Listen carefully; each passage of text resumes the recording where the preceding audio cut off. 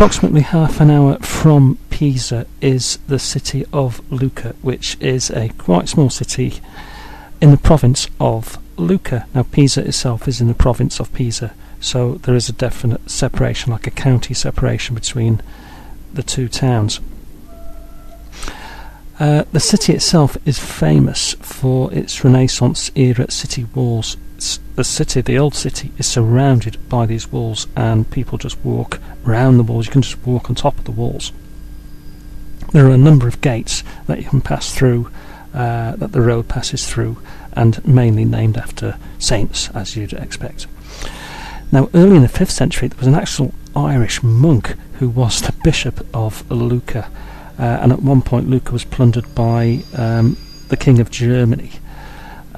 It was quite an important city and fortress, even up to the 6th century, and the Lombards, I think there's a history there of the Lombards, and there's the Holy Face of Lucca or whatever, which is a major relic, was supposedly carved by Nicodemus, and that arrived in the city, so it's a very historic city indeed.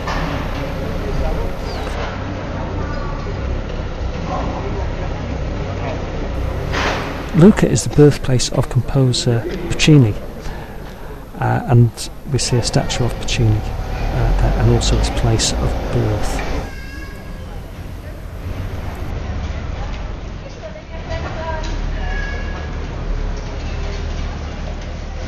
It's twinned with a town in the UK, Abingdon in Oxfordshire, which I think, yes, quite a nice little piece of twinning there by Abingdon. Very lucky.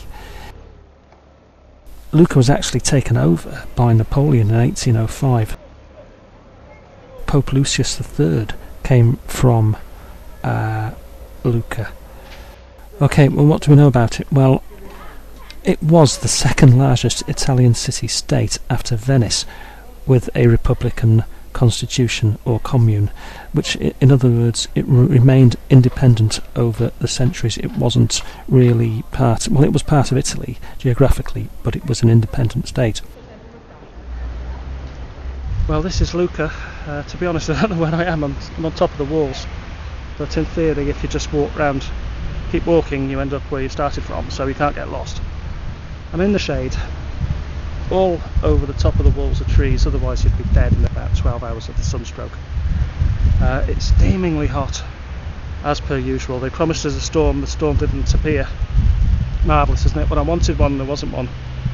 And when you don't want one, one comes along.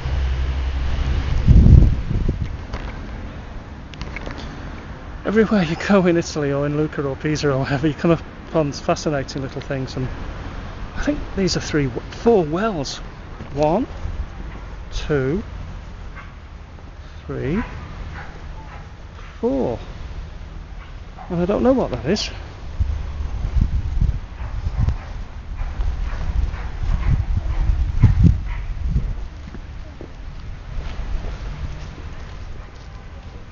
It's gated, Lance.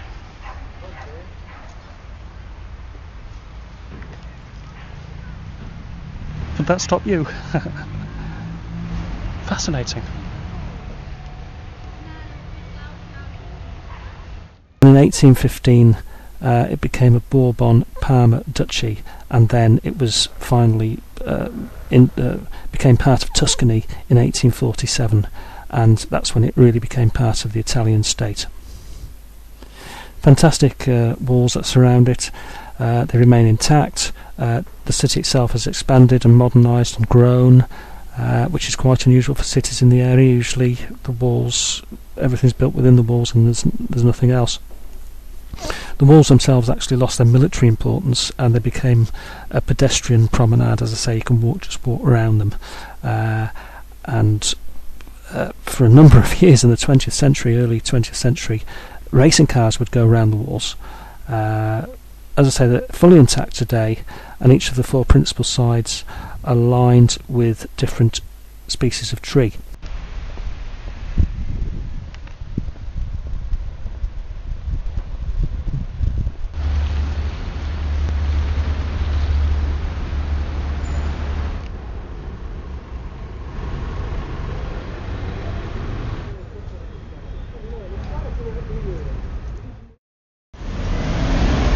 Well, I'm back back in my favourite spot in Pisa, which is the Roundabout of Death.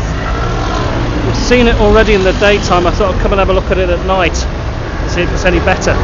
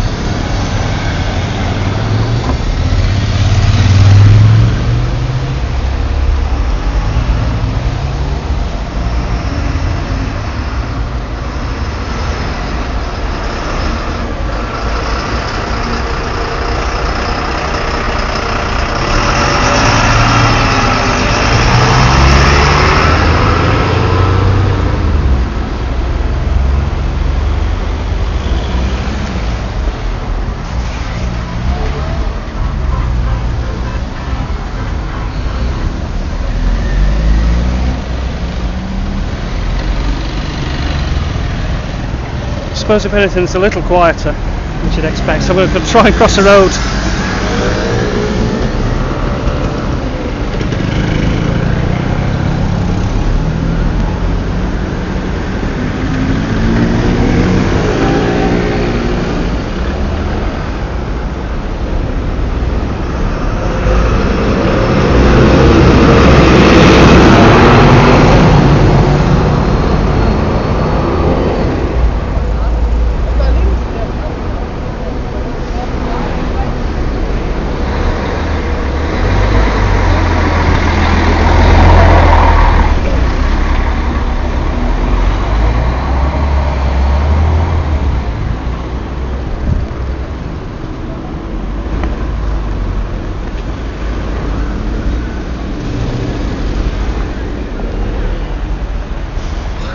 In one piece.